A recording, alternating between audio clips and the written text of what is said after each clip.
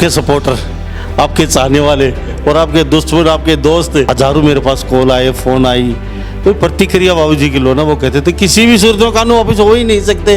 तो उन्होंने कहाँ चले गए, क्या बात हो गई, न्यूला वो चाहे अपना शक्ल नहीं दिखाते, चेहरा नहीं दिखाते। पूरे देश के अंदर एक छद्म आंदोलन चल रहा था, कुछ बहरूपियों के द्वारा चलाया हुआ एक आंदोलन चल रहा था, किसान हितैषी बने फिरते थे, इन सब की तो पोल पट्टी खुल गई। पंजाब के अंदर इन सब ने जाके गुरनाम सिंह चढ़ूनी हो चाहे रज्जेवाल हो, सबने चुनाव लड़ा। आज देखो उनका क्या हालत और किए, कोई 1000 वोट क्रॉस नहीं कर पाया। किसान को कई साल पीछे धकेल दिया इन्होंने अपने खुद के व्यक्तिगत फायदों के लिए। और दुखद बात है कि हमारी जाट समाज की, हमारी खापें इस गलत आंदोलन में शामिल हो गई, हमारे जाट समाज के लोग इस गलत आंदोलन में शामिल हो गए। जो बीजेपी के जाट नेता थे जिनकी जिम्मेदारी थी, आज भी वो लोगों को बरगलाने और बहकाने का काम कर रहे हैं। उनकी जिम्मेदारी थी कि खुल के सामने आते, सपोर्ट करते मनोहर लाल खट्टर जी को, इनकी सरकार का सपोर्ट करते।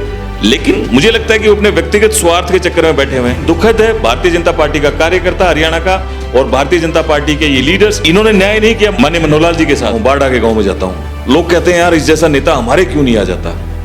पूरे प्रदेश के अंदर उस व्यक्ति की डिमांड है, केवल एक ही कारण तो है, इस जैसा नेता नहीं आ जाता। अरे दुष्यंत चौटाला की माताजी डिप्टी सीएम की, माताजी आपकी विधायक है बाड़ा की, इससे बड़ा सौभाग्य और बाड़ा विधानसभा क्षेत्र का क्या होगा। और इससे बड़ा और नेता क्या चाहिए। देवी दलाल जी उससे तो छोटे हैं ना, एक तो वो विधायक यहाँ से, उसका बेटा डिप्टी सीएम, और फिर कहते हैं जेपी दलाल जैसा नेता आना चाहिए। जब पूरे प्रदेश के अंदर कोई भी नेता भारतीय जनता पार्टी का और जेजेपी का अपने हलकों में नहीं जा पा रहा था, अपनी कंस्टिट्यूएंसी में नहीं जा पा रहा था, वो अकेला व्यक्ति धड़ल्ले से लोगों के बीच जा रहा था। कानून कृषि वापस नहीं होंगे किसी भी सूरत में, शर्त लगा लो, कुछ भी कर लो, ये बैठे हैं, ये वो बैठे हैं किसानों के वारों में। उसके बाद मोदी जी ने एकदम अचंभे में डाल दिया सारे कानून वापस लेके। तो उससे कहीं आप सदमे में चले गए या फिर आपके पास कोई शब्द नहीं थे, शब्द नहीं है बाबूजी के पास, क्या बोलेगा। उन्होंने, मोदी जी ने उनको अपंग कर दिया है, बोलने के लिए उनके पास शब्द नहीं छोड़े हैं। तो किसानों का जो मोदी जी ने वापस लिया, आपके बड़े नेता आप है और आप तो सबसे ज़्यादा बोल रहे हैं किसानों के खिलाफ। ये किसान नहीं है, विशेष कम्युनिटी के लोग बैठे हैं, ये तो जाट बैठे हैं, ये फलान बैठे हैं। अब क्या कहेंगे इस सारी प्रकरण को लेके, कानून वापस हो चुके हैं। मैं आज भी कहता हूँ ये बिल्कुल गलत आंदोलन था, इस आंदोलन के पीछे गलत लोग थे। और मैं कहता हूँ हमारे लोग, हमारे जाट समाज के लोग ज्यादा बहक गए और उस आंदोलन में शामिल हो गए। नाराजगी 2016 वाली थी, वो भी चीजें क्लियर नहीं हो पाई। और मुझ जैसे भारतीय जनता पार्टी के कार्यकर्ता जिनको वोकल होके अपना स्टैंड रखना चाहिए था, उन्होंने नहीं स्टैंड रखा। इन 4 स्टेट का जो चुनाव का रिजल्ट आया उसने ये चीज क्लियर कर दी है कि ये राकेश टिकैत, गुरनाम सिंह चढ़ूनी, रज्जेवाल जैसे सरीखे लोग, ये जो बड़ी बड़ी बातें क्लेम करते थे, इनका धरातल पर कोई ग्राउंड नहीं है, लोग इन पे कोई भरोसा नहीं करते। ये कुछ लोगों को बहकाकर बरगला कर लेके आगे थे।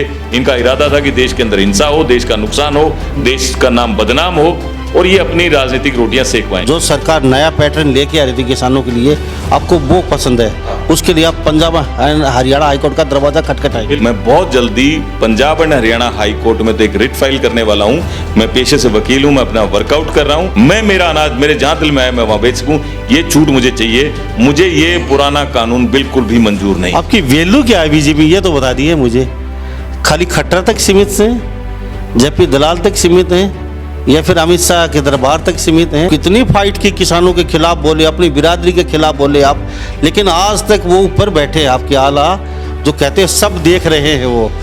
तो क्या वो कब देख रहे हैं, तो कब देखेंगे वो। मेरी सिर्फ इतनी अपेक्षा है कि पार्टी इतनी ईमानदारी से जो काम कर रही है उसको उतनी ईमानदारी से करती रहे। तो आपके साथ ईमानदारी, मैं कह रहा हूं, जब पूरे प्रदेश के साथ ईमानदारी हो रही तो मेरे साथ ईमानदारी हो ही रही है। लामा साहब, जब ट्रांसपेरेंट गवर्नमेंट है, मुझे मेरा काम करने की आजादी है, कोई रोक टोक नहीं है।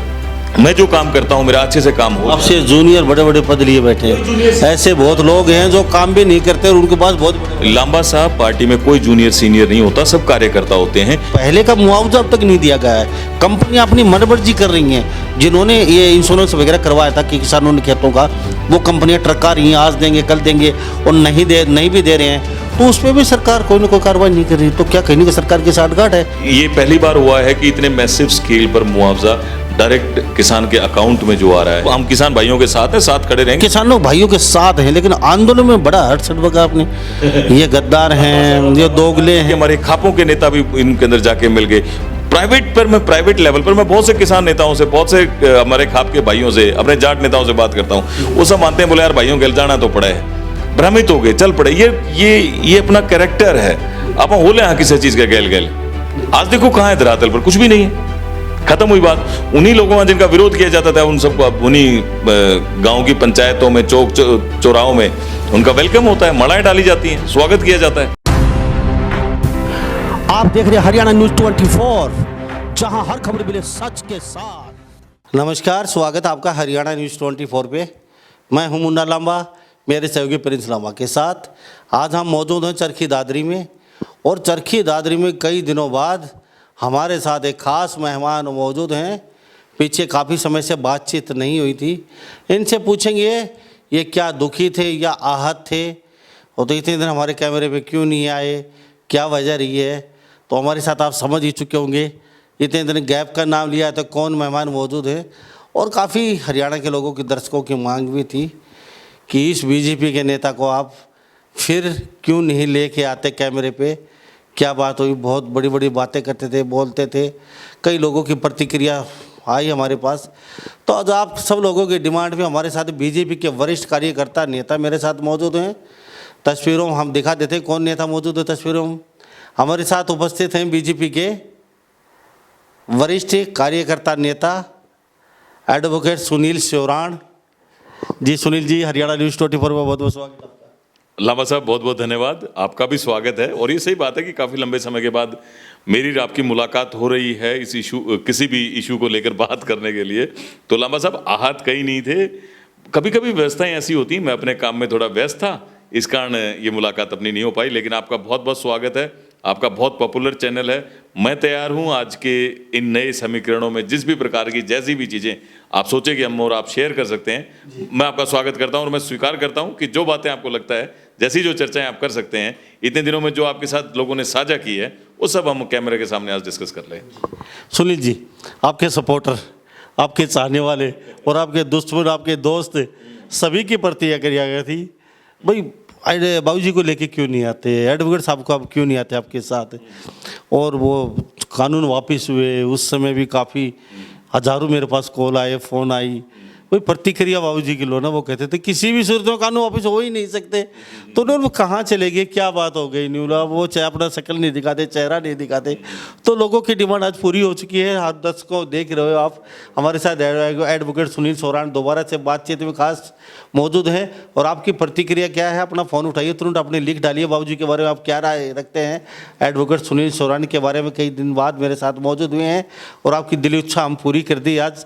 तो बाबूजी, आपके सपोर्टर, आपके चाहने वाले, आपके दोस्त और आपके घनिष्ठ दोस्त। हाँ, मैं लांबा साहब, जैसी आपके साथ है ऐसे ही मेरे साथ भी है। मैं जहाँ कहीं भी गया तो हर एक आदमी ने मुझसे भी ये सवाल पूछा कि भाई वकील साहब क्या हो गया, आजकल आप लांबा साहब के साथ दिखाई नहीं देते।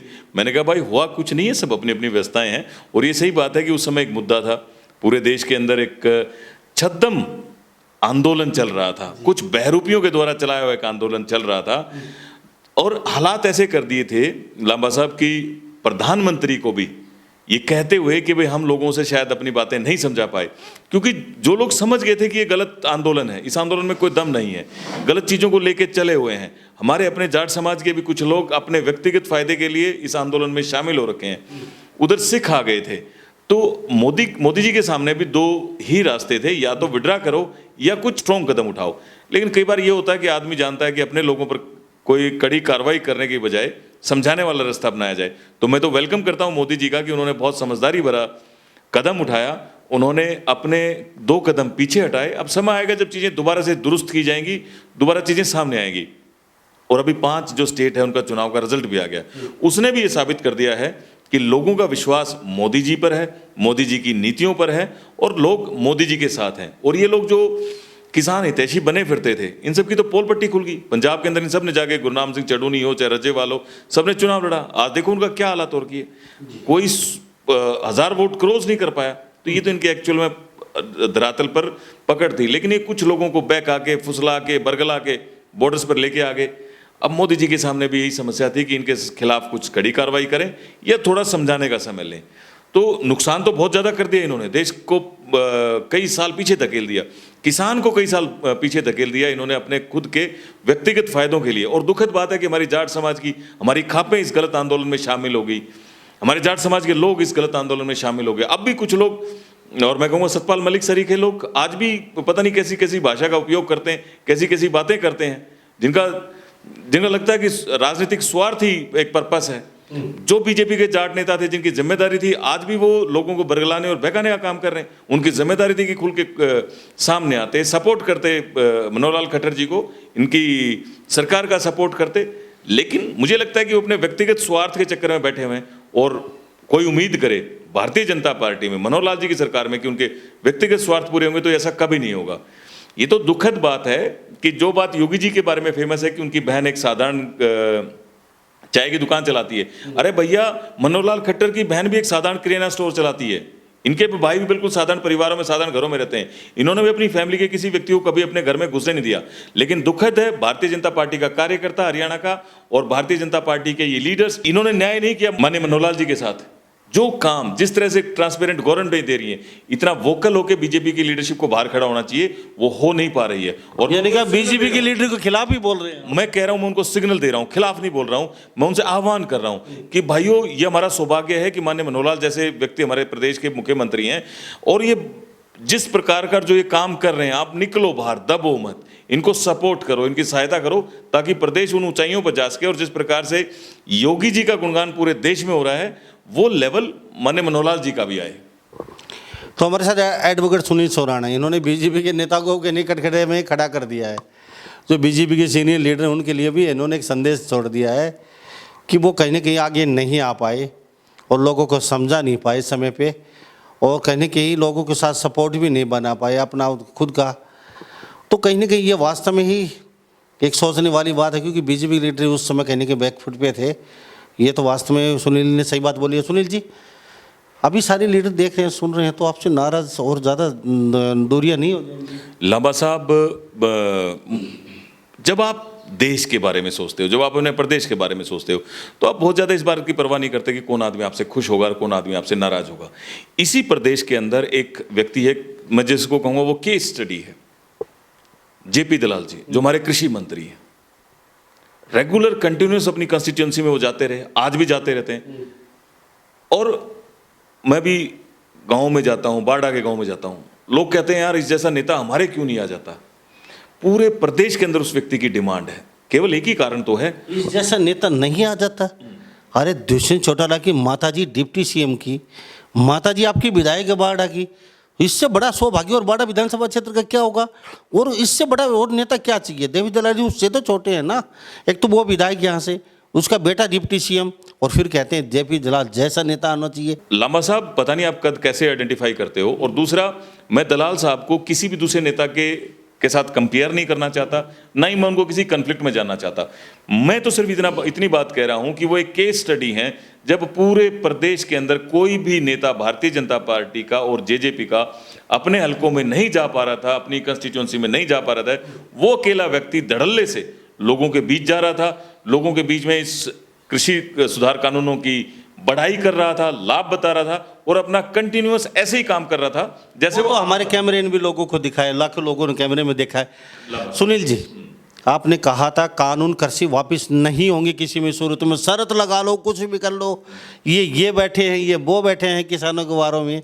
उसके बाद मोदी जी ने एकदम, वो रात को 8 बजे आके बोलते भाई और बहनों, तो उन्होंने ऐसे एकदम अचंभे में डाल दिया सारे कानून वापस लेके। तो उससे कहीं आप सदमे में चले गए, या फिर आपके पास कोई शब्द नहीं थे भी लोगों को हम कैमरे से आके क्या कहेंगे, तो ये 3 दिन इसलिए मेरे से बातचीत नहीं की? तो वजह क्या रही है? लोगों की अलग अलग प्रतिक्रिया थी। अब बाबूजी बोले क्या, शब्द नहीं है बाबूजी के पास, क्या बोलेगा? उन्होंने, मोदी जी ने उनको अपंग कर दिया है, बोलने के लिए उनके पास शब्द नहीं छोड़े हैं। तो किसानों का जो मोदी जी ने वापस लिया, आपके बड़े नेता आप हैं, और आपसे सबसे ज़्यादा बोल रहे हैं किसानों के खिलाफ। ये किसान नहीं है, विशेष कम्युनिटी के लोग बैठे हैं, ये तो जाट बैठे हैं, ये फलान बैठे हैं। उस समय आपको भी डर नहीं लगा? नहीं मेरे को क्या होगा? तो अब क्या कहेंगे इस सारी प्रकरण को लेके? कानून वापस हो चुके हैं, आप कहते किसी सूरत में वापस नहीं होंगे। आपने ये आंदोलन भी किसी विशेष व्यक्ति के लोगों को कर दिया, जात के लोगों का। अब बोलो जाटों का आंदोलन है ये तो, और बाकी सारी बिरादरी बैठी हुई थी उस समय भी। तो आप क्या समझा? नहीं लांबा साहब, ऐसा नहीं है कि जब ये कानून वापस हो गए तो मेरा उसमें कोई स्टैंड वापस हुआ है। नो, मैं आज भी कहता हूँ ये बिल्कुल गलत आंदोलन था। इस आंदोलन के पीछे गलत लोग थे, और मैं कहता हूँ हमारे लोग, हमारे जाट समाज के लोग ज़्यादा बहक गए और उस आंदोलन में शामिल हो गए। नाराजगी 2016 वाली थी, वो भी चीज़ें क्लियर नहीं हो पाई, और मुझ जैसे भारतीय जनता पार्टी के कार्यकर्ता जिनको वोकल होके अपना स्टैंड रखना चाहिए था, उन्होंने नहीं स्टैंड रखा, ये बड़ा कारण था। दूसरा लांबा साहब, एक छोटी सी कहानी है। जब हम छोटे दूसरी तीसरी कक्षा में पढ़ते थे तब एक कहानी आती थी कि एक औरत ने एक दूसरी औरत का बच्चा चुरा लिया। जिसका बच्चा चुरा लिया तो वो राजा के पास गई, उसने कहा जी इसने मेरा बेटा चुरा लिया है। दूसरी औरत ने क्लेम किया नहीं ये तो मेरा बेटा है। उस समय डीएनए टेस्ट तो होता नहीं था। जो राजा था वो समझदार था, उसने कहा कि इस बच्चे के 2 टुकड़े कर दो। तो जो ओरिजिनल मदर थी ना, वो रोने लगी और बोली नो, टुकड़े मत करो, इस बच्चे को इसी को दे दो। राजा तुरंत समझ गया और उसने जो ओरिजिनल मदर थी उसको उसका बच्चा दिला दिया। तो मैं कहता हूं माननीय मोदी जी ने भी वही काम किया। अब मोदी जी के सामने, जैसे मैंने पहले कहा, दो ही रास्ते थे। या तो फोर्सिबली इनको यहां से हटाओ, जिससे जान माल का नुकसान होने का पूरे अंदेशा था, हो भी सकता था। या दूसरा, खुद एक स्टेप पीछे करो, अपने ही लोग हैं, इनके साथ फोर्स अप्लाई करने के बजाय इनको समझाने का एक समय फिर लो, दोबारा मौका देंगे और दोबारा चीजें आगे बढ़ेंगी। और इन 4 स्टेट का जो चुनाव का रिजल्ट आया है उसने ये चीज क्लियर कर दी है कि राकेश टिकैत, गुरनाम सिंह चौधरी, रज्जेवाल जैसे सरीखे लोग, ये जो बड़ी बड़ी बातें क्लेम करते थे, इनका धरातल पर कोई ग्राउंड नहीं है। लोग इन पे कोई भरोसा नहीं करते हैं। ये कुछ लोगों को बहकाकर बरगला कर लेके आगे थे। इनका इरादा था कि देश के अंदर हिंसा हो, देश का नुकसान हो, देश का नाम बदनाम हो, और ये अपनी राजनीतिक रोटियां सेकवाएं। माननीय मोदी जी ने बुद्धि से काम लिया और इनकी चाल को कामयाब नहीं होने दिया। तो आप ये मानते हैं यानी कि ये सारे जो नेता थे ये जनता ने अकेले छोड़ दिए, ये फिलहाल, है ना? आपका कहना ये है उनकी जनता, हाँ चलो मान लेते हैं 4 राज्यों में बीजेपी की सरकार बनी है, वहाँ पे यूपी में इन्होंने तो इतना डरा दिया था। मीडिया के लोग आप पर पता नहीं कैसे कैसे हमले हुए, और मीडिया के लोग थे उनके ऊपर हमले हुए। ये हालात हो गई थी मीडिया वालों की कि उनको ये बना कर दिया गया था तुम किसी बीजेपी के आदमी का इंटरव्यू नहीं करोगे। मेरे लिए लोगों को कहा जाता था कि इस व्यक्ति का इंटरव्यू नहीं करोगे। उसके साथ साथ मुझे धमकियां दी जाती थी, मेरे खिलाफ लोग नारे लगाते थे, मेरे घर आगे पता नहीं लोग कैसे कैसी बातें कह के गए, मेरे रिश्तेदारों को पता नहीं क्या क्या बातें कही गई, और मुझे दबाने का पूरा प्रयास किया गया। तो लांबा साहब, ये तो इनकी पूरी टैक्टिस थी, और मैं कहूँ दुर्भाग्यवश बहुत से लोग दब भी गए। बाबूजी, ये जनता देख रही, आप तो नहीं दबे उनमें से, आप तो लगातार बोलते रहे। हाँ लांबा साहब, मैंने अपना स्टैंड उस दिन भी ऐसे कैसे रखा, आज भी स्टैंड वही है, आज भी वही का वही स्टैंड है। तीनों कृषि सुधार कानून बहुत जरूरी थे, वो लागू होने चाहिए। और लांबा साहब, मैं बहुत जल्दी Punjab and Haryana high court में तो एक रिट फाइल करने वाला हूं। मैं पेशे से वकील हूं, मैं अपना वर्कआउट कर रहा हूं। ये जो ओपन मंडी सिस्टम है, कम से कम हरियाणा के अंदर होना तो बहुत ज़्यादा जरूरी है। किसानों को ये लिबर्टी होनी चाहिए कि वो अपना अनाज जहां चाहे वहां बेच सकें। उनकी जो मंडी की रिस्ट्रिक्शंस है ये खुलनी चाहिए। मैं मेरा अनाज मेरे जहां दिल में आए मैं वहां बेच सकूं, ये छूट मुझे चाहिए। मुझे ये पुराना कानून बिल्कुल भी मंजूर नहीं। यानी कि आप Punjab and Haryana high court में जाएंगे और वहाँ पे अपनी शिकायत यानी कि रिट दायर करेंगे कि मुझे पुराने वाला किसानों का सिस्टम नहीं चाहिए, मैं जहाँ चाहे वहाँ मेरा अनाज बेचूंगा। जो सरकार नया पैटर्न लेके आ रही थी किसानों के लिए, आपको वो पसंद है, उसके लिए आप पंजाब एंड हरियाणा हाईकोर्ट का दरवाजा खटखटाएंगे। बिल्कुल बिल्कुल लांबा साहब, बहुत जल्दी मैं आपको दोबारा इनवाइट करूंगा। मैं रिट फाइल करने वाला हूं, रिट फाइल करूंगा, और जिस दिन रिट फाइल करूंगा उसकी कॉपी आपको दूंगा, और मैं पंजाब हरियाणा हाईकोर्ट का दरवाजा जरूर खटखटाऊंगा। मुझे मेरा अनाज बेचने की छूट होनी चाहिए, मैं ये छूट जरूर लूंगा। तो हमारे साथ एडवोकेट सुनील सोनाट बने हुए, इनके बारे में आपकी क्या प्रतिक्रिया? लिख डाली, क्योंकि ये दोबारा से रिट दायर कर रहे हैं Punjab and Haryana high court में। तो एक किसानों के लिए एक झटका भी कह सकते हैं, क्योंकि ये हमारा जो प्रजातंत्र है और सरकार यहाँ जनता सुनती है, और हमारा बोलने का हक भी, यानी कि कोई अपनी बात रख सकता है, कहीं कह सकता है, यानी कि यहाँ एकदम छूट है। तो उसी हिसाब से कोई भी आदमी किसी कोर्ट में जाके अपने रिट दायर कर सकता है। तो फिर एडवोकेट सुनील सोनाट तो वैसे भी एडवोकेट है, सीनियर ही है, तो ये तो रिट दायर कर ही रहे हैं कि हमें पुराने वाला सिस्टम किसानों को नहीं चाहिए, जो सरकार लेके आई थी वो चाहिए। तो इस पर देखिए आगे क्या प्रतिक्रिया होती है और सरकार और कोर्ट क्या फैसला लेती है, ये तो भविष्य के गर्भ में। लेकिन किसानों को तो कहीं ना कहीं मुश्किलें आने वाली ही इस बात को लेके। बाबू जी, बहुत बोले आप सरकार के पक्ष में, और खट्टर साहब की बड़ी आपने तारीफ़ें की, बड़े पुनिंदे बांधे आपने, और जफी दलाल की बड़ी कसीदे कसे आपने।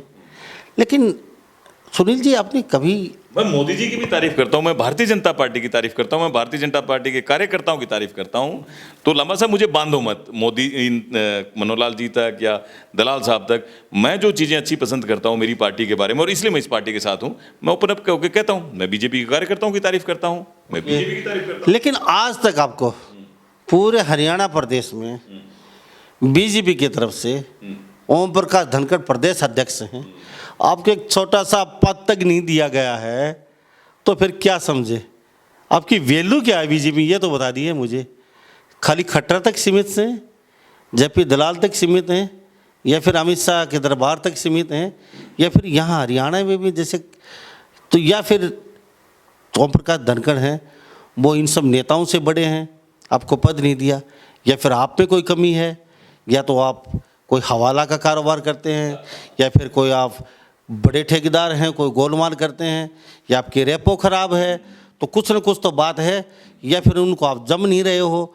तो वजह क्या बाबूजी, आज तक आपको एक छोटा सा एक पद नहीं दिया गया बीजेपी के सरकार में, और अब चाय पानी खाना खाते हैं मुख्यमंत्री मनोहर लाल के साथ बैठ बैठ के।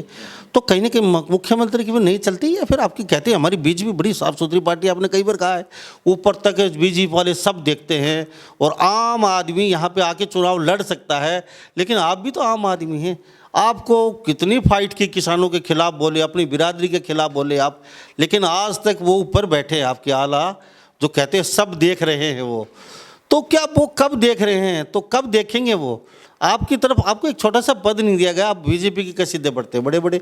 तो आपकी पार्टी में कांग्रेस में फर्क क्या है, मुझे ये बता दीजिए। लांबा साहब, मेरे पास इस पार्टी का सबसे बड़ा पद है, मैं इस पार्टी का कार्यकर्ता हूँ। भारतीय जनता पार्टी का पर्पस है कि जो भीड़ का अंतिम व्यक्ति है उसको भारतीय जनता पार्टी की नीतियों का लाभ मिले, ये मेरे लिए बहुत है, और इतना ही अपना इस पार्टी से रिक्वायरमेंट है, मेरी फुलफिल हो रही है। मैं देखो लांबा साहब, जब आदमी कोई काम करते हो तो आपका एक टारगेट होता है, आपका एक पर्पस होता है। मेरा पर्पस है कि इस प्रदेश के अंदर एक अच्छी गवर्नमेंट हो, ट्रांसपेरेंट गवर्नमेंट हो, जिसकी गवर्नेंस अच्छी हो, आम आदमी को नीतियों का लाभ मिले। वो मेरी पार्टी वो सब करने लग रही है। भगवान का दिया हुआ अपने पास सब कुछ है, अपना काम धाम अच्छा चल रहा है। मेरी सिर्फ इतनी अपेक्षा है कि पार्टी इतनी ईमानदारी से जो काम कर रही है उसको उतनी ईमानदारी से करती रहे। तो आपके साथ ईमानदारी नहीं? मैं कह रहा हूं, जब पूरे प्रदेश के साथ ईमानदारी हो रही तो मेरे साथ तो ईमानदारी हो ही रही है। लांबा साहब, जब ट्रांसपेरेंट गवर्नमेंट है, मुझे मेरा काम करने की आज़ादी है, कोई रोक टोक नहीं है। मैं जो काम करता हूं मेरा अच्छे से काम हो। आपसे जूनियर बड़े बड़े पद लिए बैठे हैं, ऐसे बहुत लोग हैं जो काम भी नहीं करते और उनके पास बहुत बड़े। लांबा साहब, पार्टी में कोई जूनियर सीनियर नहीं होता, सब कार्यकर्ता होते हैं। किसी की कोई जिम्मेदारी लगाई जाती है तो जिसकी जिम्मेदारी जहां लगाई गई है वो सब अपना वो काम कर रहे हैं। मेरी जिम्मेदारी यही है, मैं अपनी जिम्मेदारी पूरी कर रहा हूं। पार्टी कहीं और सोचेगी कभी कहीं जिम्मेदारी देने की, तो पार्टी की मर्जी है। प्रदेश अध्यक्ष को लगेगा कि मुझे कहीं अपॉइंट करना है तो वो देख लेंगे, मुख्यमंत्री को लगेगा तो वो देख लेंगे। बाकी मैं तो मेरा काम कर रहा हूं और मुझे लगता है कि ये मेरी जिम्मेदारी है। अभी कुछ दिन बाद चुनाव है, नहीं समझ लिए 2 साल मान के चलिए आप, उससे पहले भी हो सकते हैं चुनाव, पता नहीं, क्योंकि सरकार का मूड का पता नहीं कब आप चुनाव करवा डालें, तो किसी को कोई भरोसा नहीं। क्योंकि आम आदमी पार्टी जिसके पंजाब में ग्रोथ की है, तो आम आदमी पार्टी से आप डरे हुए हैं। और कांग्रेस का तो चलो हाल बुरा हाल है, क्योंकि बहुत बड़े बड़े नेता सब सीएम पद के दावेदार हैं, तो कांग्रेस की हम बात नहीं करेंगे। लेकिन आम आदमी पार्टी कहीं ना कहीं आपको टक्कर दे रही है, इस हिसाब से आपका चुनाव कभी किसी समय सरकार करवा सकती है। अगर आज चुनाव हो या 6 महीने बाद चुनाव आपका हो, तो बीजेपी की क्या कंडीशन रहेगी? 5 सीटों पे समझ जाएगी या मुश्किल से 10-15 ही पार कर पाएगी? मुझे नहीं पता लांबा साहब, आप ऐसा क्यों सोचते हैं? मेरी थ्योरी है, मैं आपसे हाँ नहीं, आप ऐसा क्यों सोचते हैं कि बीजेपी 5-4 सीटों तक सिमट जाएगी? बीजेपी आज देश के 20-22 राज्यों में सत्ता में है। अभी आपके सामने रिजल्ट आया जिसमें 5 में से 4 स्टेट में बीजेपी ने क्लीन स्वीप किया है। पंजाब के अंदर कम परफॉर्मेंस का कारण था कि पंजाब में पहली बार बीजेपी अपने दम पर अकेली ज़्यादा सीटों पर चुनाव लड़ रही थी। अदरवाइज तो हर साल हर बार ये होता कि बीजेपी एक सेकंड पार्टनर होती थी अकाली दल की।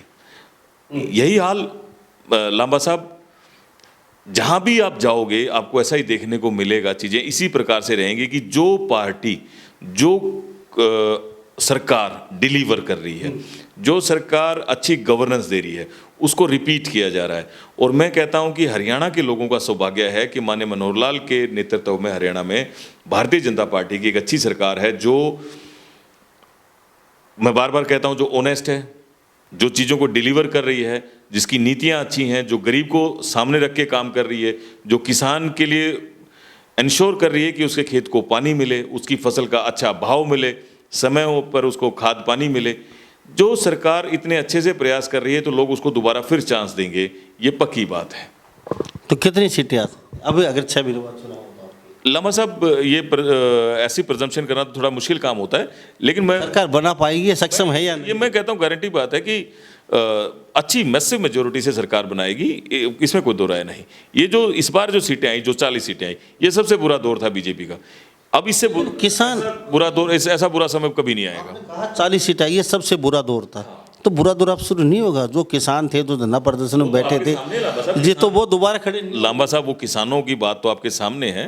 वो तो आप देखो यूपी का चुनाव, यूपी में भी तो किसान थे, मणिपुर में किसान थे, गोवा में किसान थे, उत्तराखंड में किसान थे। क्या वहाँ किसान नहीं है? कितनी बड़ी बड़ी रैलियां और कार्यक्रम ये लोग करते थे, लोगों के बीच जाते थे। आप देखो हर जगह क्लीन स्वीप हुई है, बीजेपी के फेवर में मैसिव सपोर्ट आया है। यूपी जैसा बड़ा स्टेट, वहाँ माननीय योगी जी की दोबारा से सरकार आई है, तब तो ये गुंजाइश ही नहीं है। लांबा साहब, लोगों ने मान लिया बीजेपी तुम्हारे लिए सबसे परफेक्ट। लांबा साहब, आम आदमी समझता है कि तुम्हारी सरकार है। जब आदमी को लगता है कि तुम्हारी अपनी सरकार है, एक ईमानदार नेतृत्व इनके पास है, तो उनके साथ जाना पसंद करते हैं। आम आदमी पार्टी के पास तो नेतृत्व क्षमता ही नहीं है। और अरविंद केजरीवाल जी का जो चेहरा है, जो जिस प्रकार की वो पॉलिटिक्स कर रहे हैं, बहुत जल्दी उसकी पोल पट्टी खुल जाएगी। लोग जान जाएंगे कि जो आदमी कहता है उससे बिल्कुल विपरीत करता है। आपने कहा था जीरो टॉलरेंस, यानी कि भ्रष्टाचार मुक्त सरकार होगी हमारी, और आप भी आप कह रहे हैं आम आदमी की सरकार है, आम आदमी तक ये सुविधा पहुंच रही है, आम आदमी अपने आप को सेफ महसूस कर रहा है। आपके बाड़ा विधानसभा क्षेत्र और दादरी जिले की लगा लीजिए, नया है, पहले इनके ले लेते हैं। अभी करनाल के अंदर डिप्टी डीओ क्या हो, डीडीपी जो, वो उसकी गिरफ्तारी हुई है, और भी कई जगह छापेमारी होती है, बड़े बड़े भ्रष्टाचार उजागर हो रहे हैं। लोग कई दुखी भी हैं, कई अफसरशाही आई है, अफसर अपनी मनमर्जी कर रहे हैं, और आप कहते हैं कि हम लामा साहब देखो, क्राइम तो होगा, आप ये मान के चलो। तो आपने वादा भी मैं कह रहा हूँ क्राइम तो होगा। हाँ, वादा किया था zero tolerance on corruption. Zero tolerance on corruption का मतलब ये है कि अगर कोई करप्शन करता हुआ पाया जाएगा तो उसको कोई छूट नहीं दी जाएगी, उसके खिलाफ तुरंत कार्रवाई होगी। डीटीपी पकड़ा गया, यहाँ जो बाड़ा के जिसकी बात आप कर रहे हो, तो उनके खिलाफ कार्रवाई कम से 3-4 करोड़ का मामला। हाँ ठीक है, एफआईआर दर्ज हो रही है, उनके खिलाफ कार्रवाई हो रही है। और आप ये मानोगे, आज तक भी किसी भी भारतीय जनता पार्टी से जुड़े हुए किसी चुने हुए नेता या किसी संगठन के व्यक्ति का इनके साथ कोई नाम नहीं आया है। ये अगर कोई भ्रष्टाचार है या क्राइम है तो ये ऑफिशियल लेवल पर है, जिसके खिलाफ सरकार, जैसे ही सरकार के संज्ञान में आया तो तुरंत कार्रवाई हो रही है, एफआईआर दर्ज हो रही है। अब आपके आरटीओ में पहली बार पूरे भारत प्रदेश में हमने ऐसा वाकया, खुद आपके दादरी जिले का, ये तो आप कह रहे हैं हमारी सरकार का डर है, भय है, मुझे तो ऐसा कुछ नहीं लगता। ये जो खनन माफिया हैं, पत्थर लेके जाते हैं, जो और भी ओवरलोड वाहन हैं, आपके जो आरटीओ है उसके नीचे वो ट्रैकर लगा दिया, जहाँ भी वो जाता है उसका पता चल जाता है, इस रोड पे यहाँ पे पकड़ेगा। लांबा साहब, इस बात को आप दोबारा समझने का प्रयास, हौसले बुलंद हैं उन लोगों साहब, मेरी बात को आप दोबारा प्रयास करने का, समझने का प्रयास करो। जहाँ ये जो मिडिल ईस्ट के देश हैं, मुस्लिम देश हैं, जहाँ क्राइम की सज़ा हत्या है, जिसकी क्राइम की सज़ा हाथ काट दिए जाते हैं, पैर काट दिए जाते हैं, वहाँ भी क्राइम होता है। अपना तो फिर भी थोड़ा लचीला है, लेकिन लांबा साहब समझने वाली बात यह है कि इसके अंदर गवर्नमेंट से कनेक्टेड किसी व्यक्ति की कोई इन्वॉल्वमेंट नहीं है। ना सरकार का, भारतीय जनता पार्टी का कोई चुनाव नुमाइंदा या पार्टी का कोई पदाधिकारी इस मामले में इन्वॉल्व नहीं है। और जिसकी भी जहां भी इन्वॉल्व नहीं हुआ जी, मैं ये नहीं कहता, लेकिन हौसले बुलंद हैं। लांबा साहब, जहां भी पकड़ा जाता है, मैंने आपको उदाहरण दिया ना कि गल्फ कंट्रीज में जहां इतनी ब्रूटल सजाएं हैं, लोग वहां भी क्राइम करते हैं। तो यहाँ तो थोड़ा लचीला है, बेल हो जाती है, जुडिशरी ढीली है, कई सालों में किसी भी केस का रिजल्ट आता है। ये सब वीकनेसेस हैं सिस्टम की अपनी, उसके बाद इसलिए ये लोगों के हौसले हो जाते हैं। लेकिन जैसे ही सरकार को जहां पता चलता है उसको पकड़ा भी जाता है, और क्राइम पर बहुत कंट्रोल भी हुआ है, ये भी सच है। तो हमारे साथ एडवोकेट सुनील सोरान बने हुए हैं खास बातचीत में, और किसानों के लेके तो ये जा ही रहे हैं कोर्ट में। अब देखते हैं कोर्ट की प्रतिक्रिया कितनी जल्दी आती है, क्या फैसला होती है, ये तो भविष्य के घर में अभी। लेकिन एडवोकेट सुनील हैं, क्योंकि उस पुराने वाले कानून जो हैं उसको ये मानते नहीं किसानों के लिए, कहते हैं कि वो किसानों के लिए कहीं ना कहीं अभिशाप है। नया कानून वरदान लेके आता, लेकिन अब मैं उसी कानून को फॉलो करूँगा, उसी के तहत ओपन मंडी में मेरा अनाज कहीं भी लेके जा सकता हूँ। बाबू जी थोड़ी आज भी वही है, बदले नहीं है, वही पैटर्न, वही बात कह रहे हैं। बाबू जी आप एडवोकेट हैं पेशे से, और कई लोग आपके पास आते हैं जाते हैं केस को लेके और भ्रष्टाचार को लेकर, हमने कहा, लेकिन फिलहाल अफसर सही हावी, आप ग्राउंड पे जाके आम आदमी से मिल के देखिए, उनका जीना दुर्भर है। एक छोटा सा बिजली मैन भी कहीं ना कहीं लोगों को दुखी कर देता है, और थाने का तो हाल बहुत बुरा है आजकल, देख रहे हैं हम पुलिस वालों का। लेकिन आप फिर भी कह रहे हैं चाहिए वो पब्लिक हेल्थ डिपार्टमेंट में चले जाइए। हाँ, लोगों की तरह ज़रूर अभी ड्यूटी पे जाइए, ड्यूटी पे, लेकिन वहाँ काम अपनी ईमानदारी के साथ नहीं करते। सरकारी नौकरी में आदमी बहुत जाता है, जो कि ऊपर नीचे की कमाई और काम नहीं करना पड़ेगा, यानी कि फ्री फंड की नौकरी जेब में आती रहेगी पैसा। और प्राइवेट में सेक्टर में 24 घंटा काम करना पड़ता है, इसलिए प्राइवेट सेक्टर में लोग इंडिया के खासकर नहीं जाते हैं। तो मैं एक बात और जान लेता हूँ आपसे, इंडिया के अंदर करप्शन, आपकी सरकार बहुत बड़ी है, बहुत हर स्टेट में फैली हुई है, लेकिन अब तक बंद तो नहीं हुआ है, लेकिन थोड़ा बहुत अंकुश जरूर लगा है आपका। लेकिन आने वाले समय में इस करप्शन को लेके आप क्या कहेंगे? क्या वास्तव में ही आपने वादा किया तो उस पर खरे उतरेंगे? और साथ साथ जो फसल बर्बाद हुई है ओलावृष्टि से, आपके क्षेत्र की, लोहारू विधानसभा की, कई और भी कई ऐसे गांव हैं जैसे रेवाड़ी वगैरह, जैसे उधर करनाल वगैरह कहीं भी, तो उस लोगों के लिए क्या है? और पहले का मुआवजा अब तक नहीं दिया गया है। कंपनियां अपनी मनमर्जी कर रही हैं, जिन्होंने ये इंश्योरेंस वगैरह करवाया था कि किसानों ने खेतों का, वो कंपनियां ट्रका रही हैं, आज देंगे कल देंगे, और नहीं भी दे रहे हैं, तो उस पर भी सरकार कोई ना कोई कार्रवाई नहीं कर रही। तो क्या कहने की सरकार की साठगांठ है कंपनियों वाले से? अभी ठीक है, तेरा 50 करोड़ रुपया बच जाएगा, आप 50-50 कर लीजिए, मत दो किसानों को, ट्रकाते रहो। लामा साहब देखो, किसी भी चीज़ पर ब्लेम लगाना आसान है, लेकिन अगर कोई आदमी कोई बात फैक्ट के साथ कही जाए, कोई एविडेंस के साथ की जाए तो ज़्यादा अच्छी होती है। ये ठीक है लामा साहब, परेशानियाँ आती हैं, किसानों को भी परेशानियाँ आ रही हैं, बहुत परेशानियाँ भी आ रही हैं, लेकिन सिस्टम को दुरुस्त भी बहुत किया गया है। ये पहली बार हुआ है कि इतने मैसिव स्केल पर मुआवजा डायरेक्ट किसान के अकाउंट में जो आ रहा है, ये पहली बार हुआ है। आप अगर जब जाओगे 100 किसानों से बात करोगे तो 90 किसानों को सेटिस्फेक्शन भी है, 10 की शिकायत भी है, लेकिन 90 की सेटिस्फेक्शन भी है। और जहाँ 10 की शिकायत है उसको भी दुरुस्त करने का प्रयास करती है सरकार। जैसे ओलावृष्टि की आपने बात की, जैसे ही ऐसी कोई प्राकृतिक आपदा आती है तो सरकार के तो डायरेक्ट सीधे क्लियर नियम है कि उसी दिन उसकी गिरदावरी और उसके रिपोर्ट मंगा ली जाती है, और किसान बेचारे को कहीं चक्कर ना काटना पड़े, उसके अकाउंट में डायरेक्ट पैसे ट्रांसफर कर दिए जाते हैं। कभी कभार कोई परेशानी आती है तो उसको भी दुरुस्त करने का सरकार प्रयास करती है। ये आपने सही कहा कि ये मैकेनिज्म इस देश के अंदर हमेशा से एस्टैब्लिश रहा है कि लोग सरकारी नौकरियों की तरफ भागना ज़्यादा पसंद करते हैं, क्योंकि लोग सोचते हैं कि वहाँ तनख्वाहें तुम्हारी अच्छी है और उसके साथ साथ तुम्हारे को और जो बेनिफिट, काम भी नहीं करना पड़ेगा, काम नहीं करना पड़ेगा, तो के बेनिफिट्स मिल जाएंगे वो अलग से। तो ये कल्चर है जो कई सालों तक डेवलप हो गया था। अब धीरे देखो, ये चीज़ें फ्लोइंग है, थोड़ा समय लेंगी, चीज़ें करेक्ट हो रही हैं। और जिस तरह से माननीय मनोहर लाल जी ने कंप्यूटराइजेशन किया है, साथ साथ जैसे CM विंडो आई है, सरल सेवा केंद्र आए हैं, एमिनेंट पर्सन आए हैं, इनसे करप्शन को रोकने में बहुत मदद मिली है। 100% मैं नहीं कहता लांबा साहब, मैं कह रहा हूँ 100 में से 90 चीज़ें दुरुस्त होती हैं, 10 शिकायतें बच भी जाती हैं, उन पर भी वर्कआउट होता है। CM विंडो का तो हाल बहुत बुरा है।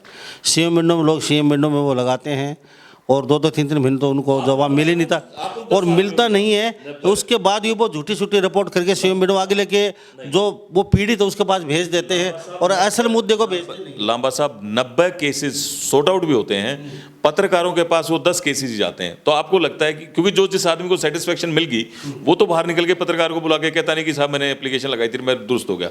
वो आपको शिकायत करने वो आदमी आता है जिसको वहाँ रिलीफ नहीं मिला। तो आपको लगता है कि रिलीफ किसी को नहीं मिल रहा है, ये एक रीजन रह जाता है। अदरवाइज CM विंडो काफ़ी कामयाब है। जी, अभी गेहूं और शीशम आने वाली है, ठीक है, तो मुझे ये बता दीजिए शीशम का रेट अच्छा मिलेगा और समय पे मिलेगा? गेहूं का रेट 6 महीने बाद रेट आपका अच्छा होगा, लेकिन 6 महीने बाद पैसा मिलेगा, या फिर एंड टू एंड जितना दिन आपका गाइड? आप सर्वे कंडक्ट करो, आप जाओ लोगों के बीच, इससे बेस्ट क्या चीज़ होगी? आज आप गेहूं के लिए, गेहूं आप अभी तो जाती हूँ। हाँ 100% लांबा साहब, मैं तभी मैं कह रहा हूँ, आज आप गेहूं बेचते और कल आपको पैसा आ जाता है, कहाँ डिले करना पड़ रहा है अब तो, और वो भी डायरेक्ट आपके अकाउंट में पैसा ट्रांसफर होता है। ये इसी सरकार की देन है। और भगवान की दया से सरसों का भाव तो आपको 6,000-7,000 रुपये प्रति क्विंटल के हिसाब से मिल रहा है। 100 रुपये गेहूं पर भी MSP बढ़ा दिया है। तो आज तो किसान को सरकार की तरफ से जो भाव है वो अच्छे से अच्छा दिया ही जा रहा है। चलो ठीक है, मान लेते हैं अच्छा अच्छा दिया जा रहा है। जहाँ अड़चने भी आती हैं कई मंडियों में, तो आप कहीं हरियाणा में जाते हैं मंडियों में, देखते हैं हाल चाल उनका कैसे? मैं क्यों लांबा साहब, पूरी सरकार देखती है, इस चीज़ का ध्यान रखा जाता है। जहाँ कहीं गड़बड़े होती हैं उनको दुरुस्त भी किया जाता है। तो फिर आप अपनी जैसे जिलों के नज़दीक जिले हैं वहाँ तो जाएंगे कम से कम चेक तो? नहीं लांबा साहब, हम किसान भाइयों के साथ हैं, साथ खड़े रहेंगे। जब किसी को भी किसी प्रकार की कोई समस्या रहेगी, हम तो आधी रात को उनके साथ खड़े रहने वाले आदमियों में से। बिल्कुल। लेकिन किसानों भाइयों के साथ हैं, लेकिन आंदोलन में बड़ा हटसट बगा आपने, ये गद्दार हैं, ये दोगले हैं, ये क्या? ये लोगों की व्यक्तिगत लड़ाई थी, अपने राजनीतिक हित साधने की लड़ाई थी, जिसमें हमारे समाज के लोग भ्रमित होकर साथ मिल गए। दुखद ये है कि हमारे खापों के नेता भी इनके अंदर जाके मिल गए। प्राइवेट लेवल पर मैं बहुत से किसान नेताओं से, बहुत से हमारे खाप के भाइयों से, अपने जाट नेताओं से बात करता हूँ, वो सब मानते हैं, बोले यार भाइयों के जाना तो पड़ा है, भ्रमित हो गए, चल पड़े। ये अपना कैरेक्टर है। आप बोले हाँ किसी चीज़ का गैल गैल, आज देखो कहाँ है धरातल पर, कुछ भी नहीं है, खत्म हुई बात। उन्हीं लोगों का जिनका विरोध किया जाता था, उन सबको अब उन्हीं गांव की पंचायतों में, चौक चौराहों में उनका वेलकम होता है, मड़ाएं डाली जाती हैं, स्वागत किया जाता है। तो आने वाले समय में आपसे फिर दोबारा मिलेंगे, कई विषय पे चर्चा करेंगे, और आप कोर्ट में जा ही रहे पंजाब हरियाणा हाई कोर्ट में इस जो रद्द हुआ इस कानून को दोबारा से खड़ा करने के लिए, आप तो कहने कि किसान दोबारा भी देख रहे हैं और आप पे दोबारा भी खफा हो सकते हैं। कहीं ना कहीं पहले भी आप काफ़ी सदमे में था, आपका परिवार, यार पारी, आपके रिश्तेदार सब डरे हुए थे और सब कहीं ना कहीं आपसे दूर भाग रहे थे, भी सुनील के साथ कहीं कोई देख ना ले, हमारे साथ कोई अटैक ना हो जाए, ऐसा माहौल सा हो गया था। तो आप भी कहीं ना कहीं थोड़ा बहुत सदमे में थे उस समय? नहीं लांबा साहब, कभी नहीं। आप मुझे बताओ, मुझे कभी कोई सदमा नहीं, कभी कोई भय नहीं, कोई चिंता नहीं हुई। लांबा साहब, ये मेरे भाई हैं, मैं इन्हीं के बीच से आता हूँ, मैं चीज़ों को समझता हूँ। मैं कोई दूर से थोड़ी आया हूँ लांबा साहब, मैं कोई लंदन से थोड़ी आया हूँ, मैं इन्हीं के बीच रहा हूँ, यही मैंने पढ़ाई की, यही मैंने वकालत की है, मैं गांव का सरपंच रहा हूँ, मेरी खापों में एक्टिव भागीदारी रही है लांबा साहब, मैं कोई पीछे थोड़ी हटा हूँ, हर सामाजिक कार्यों में मैं शामिल रहा हूँ। तो मैं अपने भाइयों को अच्छी तरह समझता हूँ और मैं इन्हीं के काके तायाड़ा हूँ लांबा साहब, मैं मेरी बात रखूंगा, मैं जानता था। और मैं ये भी जानता था ये कुछ एक लोग ग्रुप बना के मुझे नहीं डरा सकते। दुखद है कि कुछ हमारे बीजेपी के साथी डरे, ये दुखद है, उन्हें नहीं डरना चाहिए था। अगर वो अपना स्टैंड रखते, खड़े रहते, तो इतना बड़ा किसानों का नुकसान नहीं होता। तो दादरी जिले को बहुत बड़ी सौगात दी है आपके जिले को। बिल्कुल लांबा साहब, बहुत बहुत स्वागत है, धन्यवाद करता हूं मैं माननीय मनोहर लाल जी का कि उन्होंने पहले तो इसे जिला बनाया और अब इस जिले में उन्होंने मेडिकल कॉलेज खोलने की घोषणा की है। इसके लिए माननीय मनोहर लाल जी, मुझे सुनने में आपने बड़ा स्ट्रगल किया है इसके लिए, आपने कई बार सीएम साहब के साथ गए हैं, बैठे हैं मेडिकल कॉलेज के लिए, क्या बात है? बिल्कुल, जितनी बार हमारी मुलाकात हुई सीएम साहब के सामने हमने हमेशा प्रपोजल रखा और चीफ मिनिस्टर का भी हमेशा पॉजिटिव एटीट्यूड था और उन्होंने हमेशा कहा कि वकील साहब समय आने दो, आपके जिले को जरूर हम मेडिकल कॉलेज देंगे। तो जेल का बड़ा मुद्दा है आपके जिले में, कहीं जेल बनाने की कोशिश की जा रही है और आपसे बातचीत भी हुई थी भाई 20 एकड़ ज़मीन या 25 एकड़ ज़मीन कहीं मिले, तो उसके सिलसिले में भी कोई वर्कआउट हो रहा है। और क्योंकि नया जिला बना है तो नए जिले के अंदर उस हिसाब से इंफ्रास्ट्रक्चर भी डेवलप करना है, तो सरकार कोशिश कर रही है कि कहीं रियायती दरों पर उनको ज़मीन मिल जाए ताकि ये सब चीज़ें वहाँ डेवलप की जा सकें। तो आप पे छोड़ा था ज़मीन? लांबा साहब ऐसा नहीं है, मुझसे भी बात की गई थी, लेकिन सबसे बात हो रही है। नहीं, आपने फिर उसके बाद कोई कदम बढ़ाया भी? ठीक है, अगर 20-30 किले ज़मीन के मिलते हैं रोड से 1 किलोमीटर अंदर तक। लांबा साहब ये सब चीज़ें डिस्कशन में है, कुछ चीज़ें अपन यहाँ नहीं साझा कर सकते, लेकिन डिस्कशन में है चीज़ें। तो आने वाले समय में अधिकारियों पे आपकी नज़र रहेगी, यही मुझे ये बता दीजिए। बिल्कुल लांबा साहब, अधिकारियों पर पूरी नज़र रखी जाएगी और हम पूरा प्रयास करेंगे एज ए बीजेपी का कार्यकर्ता होने के नाते कि जो नीतियां हैं सरकार की वो उनका लाभ आम आदमी को, गरीब आदमी तक जरूर पहुंचे। थैंक यू, धन्यवाद लांबा साहब, आपका बहुत बहुत धन्यवाद। तो हमारे साथ एडवोकेट सुनील सोलन बने होते हैं खास बातचीत में। इस बारे में आप क्या सोचते हैं? कमेंट में आपकी राय की बहुत अहमियत होती है, अपनी राय जरूर लिख डालिए। बहुत दिन के बाद सुनील बाबू जी मेरे साथ मौजूद हुए हैं खास बातचीत में, और ये बोलते हैं तो बेबाक बोलते हैं, शुरू से मेरे साथ रहे हैं, कभी इंटरव्यू किए हैं, कई लोगों की प्रतिक्रिया आई, पहले भी इनके खिलाफ लोग बहुत खड़े हुए हैं क्योंकि ये किसानों के खिलाफ कहें कि ये तो किसान है नहीं, फलाना दिक्कत मुकट कई बातें कही हैं। कई लोगों हमारे पास भी फ़ोन आते रहते थे कि एडवर्ड साहब का आप इंटरव्यू बार बार मत कीजिए, किसानों के साथ हैं। लेकिन हम पत्रकार हैं और पत्रकार हर जगह जाता है और हर जगह हर किसी भी मुद्दे को या किसी चीज़ दिखाने का हक है कि आपके साथ बातचीत करेंगे तो हम एडवोकेट सुनील सोलन के साथ भी करेंगे, अगर हम कांग्रेस के साथ है तो बीजेपी के साथ भी रहेंगे। तो इस बारे में आप क्या सोचते हैं? फिर कहता हूं मैं, कमेंट में राय जरूर लिख डालिए। इन्हीं सब बातों के साथ मैं मुन्ना लांबा, मेरे सहयोगी प्रिंस लांबा के साथ, हरियाणा न्यूज़ 24। नमस्कार, जय हिंद। आप देख रहे हैं हरियाणा न्यूज़ 24, जहां हर खबर मिले सच के साथ।